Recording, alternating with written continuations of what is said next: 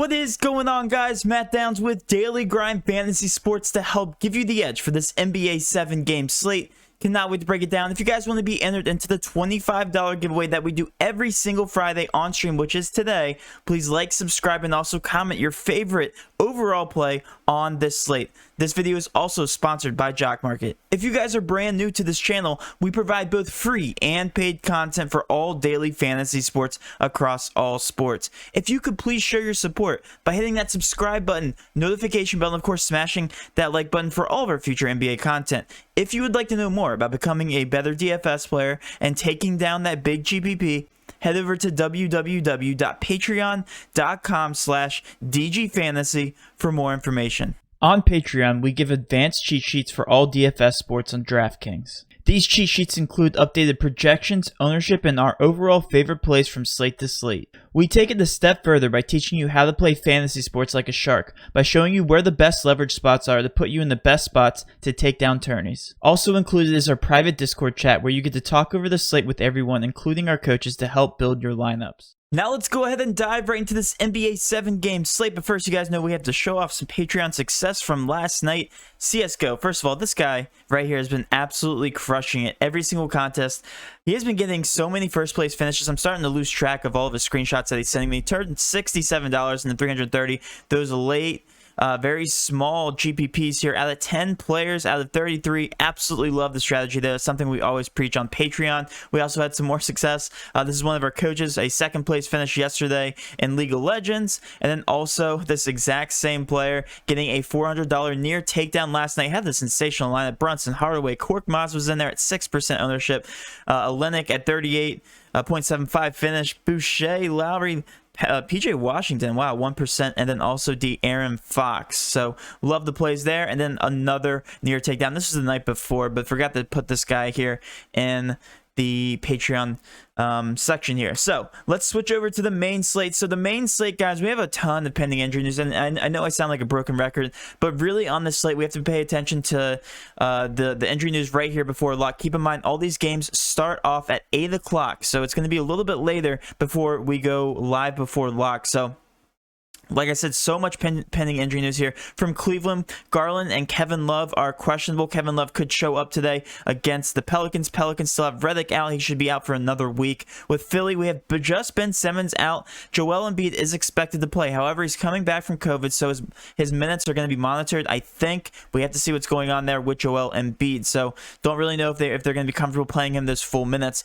Bradley Beal is Smith. Bradley Beal is questionable. If he is held out, that's going to shake things up tremendously. He's dealing with a bruised knee, I do believe. So if he is held out, that's a huge boost to Washington. It's the biggest over-under on the slate, and it should be relatively competitive. With Denver, we have JaMychal Green, Millsap questionable, Hampton, Harris out, so definitely going to be paying attention there. With Memphis, we have Jaren Jackson out. With Miami, Avery Bradley and Adebayo are still out. And this guy, Jimmy Butler, has been on a tear in a pace-up spot here versus Chicago. With Chicago, nothing going on there. Orlando, we have Cole Anthony, Ennis, and Fournier all questionable. I feel like that team's always questionable, just in general. So, going to be paying attention there. Going to be keeping an eye. San Antonio has some solidified news. We have Aldridge, who's probably not going to play with the Spurs any longer.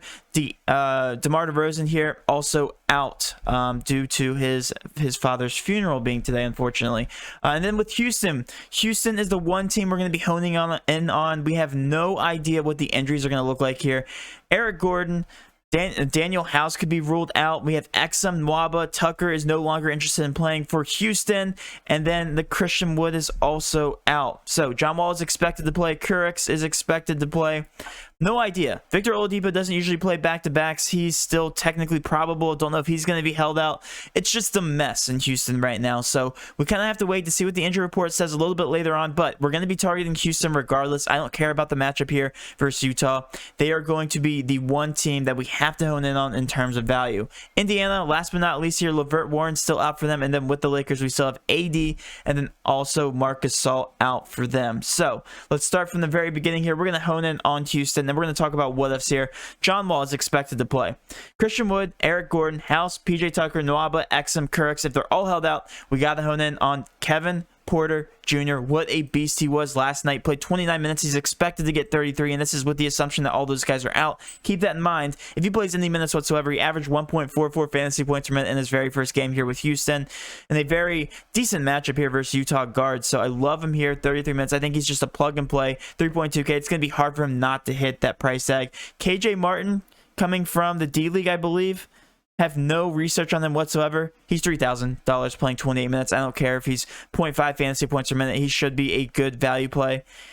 That's all I can say about him right now. Sterling Brown, 4.5K, 35.25 points. Let's actually go to the board for him. So Sterling Brown, averaging 0.84 fantasy points per minute with these guys off the court in 35 minutes. I have him projected for 29.4 points and then a 6.5 point per dollar value. Tate, also a fantastic player, 0.97 fantasy points per minute, and then we have him projected right now at 36 minutes, a 5.9 point per dollar value. So you can literally go up and down the board here. Porter, Martin, Sterling Brown, Tate are all very cash viable options here, especially as they're going to be playing 30 plus minutes. So absolutely love the value there. And then John Wall, right now he's projected at 20 minutes. Don't know what the deal is with that.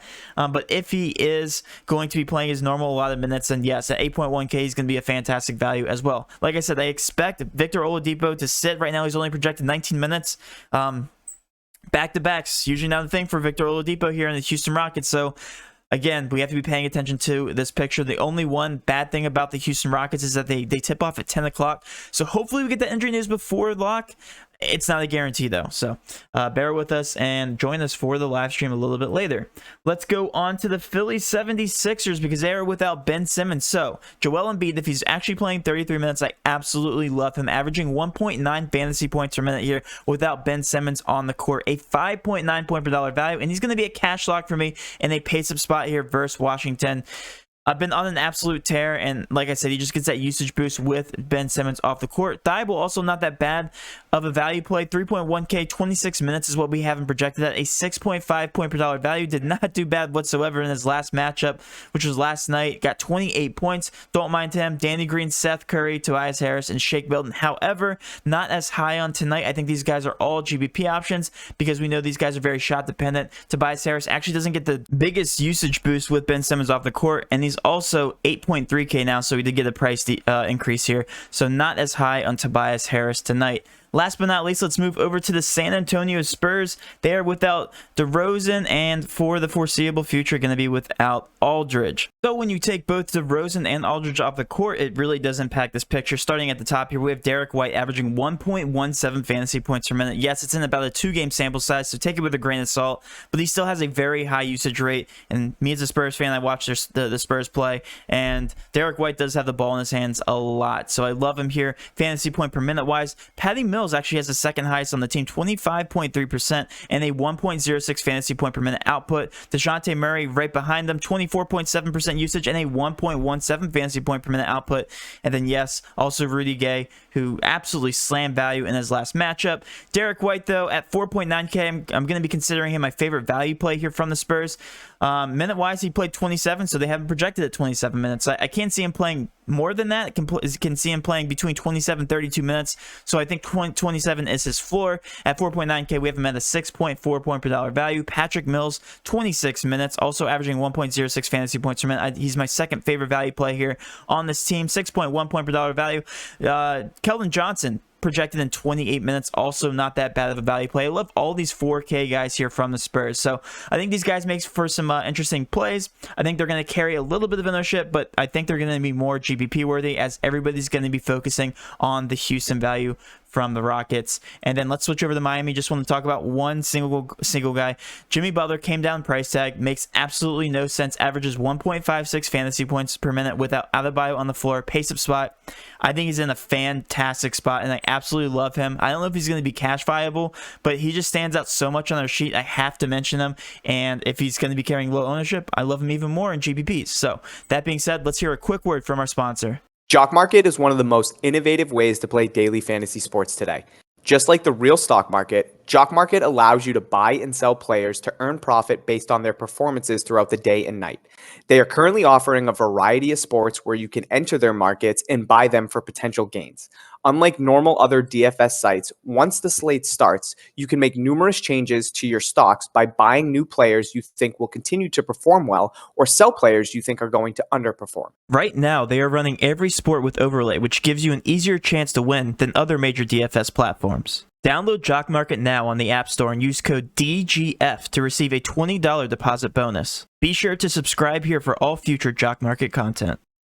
All right, now let's talk about my favorite GPP options, and just like that, we got ownership updates while we were waiting for that ad. So Goran Dragic here at 7.9% ownership in the pace-up spot. Absolutely love him. Olenek at a 16.7% ownership. Again, benefiting without Bam Adebayo. So again, I'm going to be targeting Miami for GPPs, and my other favorite team to target here for GPPs, Washington Wizards, always get overlooked. If Bradley Beal does play, still love these guys because they're in the highest over-under, and they are always carrying very, very low ownership. So Washington Wizards and also the Miami Heat, I'm going to be targeting for GPPs. All right, now let's switch over to some SuperDraft content, guys. If you haven't signed up for SuperDraft, what are you doing? It's the easiest way to make money in DFS today.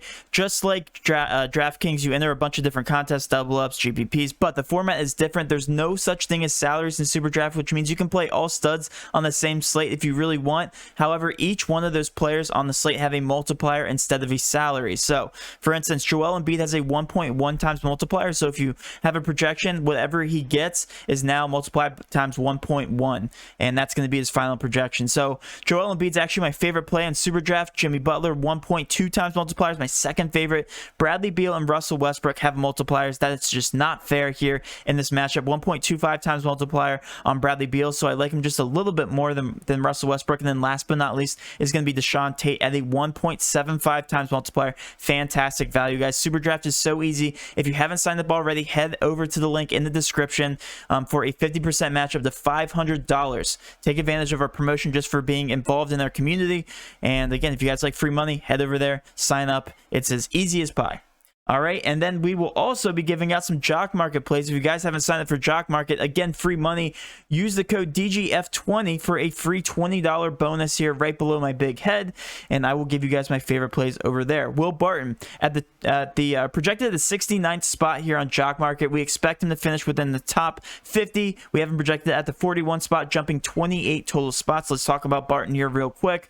Barton is still benefiting with all these injuries off the court. JaMychal Green, Millsap are questionable. If they're held out, I like him even more. But Hampton and Harris are out, and we still, have him penned around 28 to 32 minutes. And at a 69 projection is just really, really low. Deshaun Tate, we've already talked about all the injuries. We have him actually projected to finish 23rd. So yes, absolutely love Tate if he's going to be playing 35 plus minutes. The sky's the limit here, and we have him jumping 27 total spots. Derek White, we've already talked about, very bullish on him at that 53rd spot. We have him finishing in the top 30, the 24 jump spots here. And then Steven Adams just misplaced here, 58 spot on Jock Market. We have him projected to finish around 34, jump 24 spots. And then last but not least, Sterling Brown, who's actually our thumbnail. We haven't even talked about him.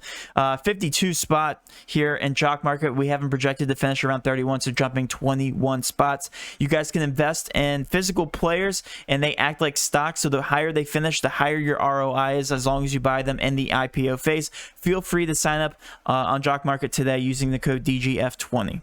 All right, guys, that will end my video. Hopefully you did enjoy this video. If you did, please do hit that subscription button, notification bell, and of course, smash that like button for all of our future NBA content. With all that being said, have a great rest of your day, and let's cash.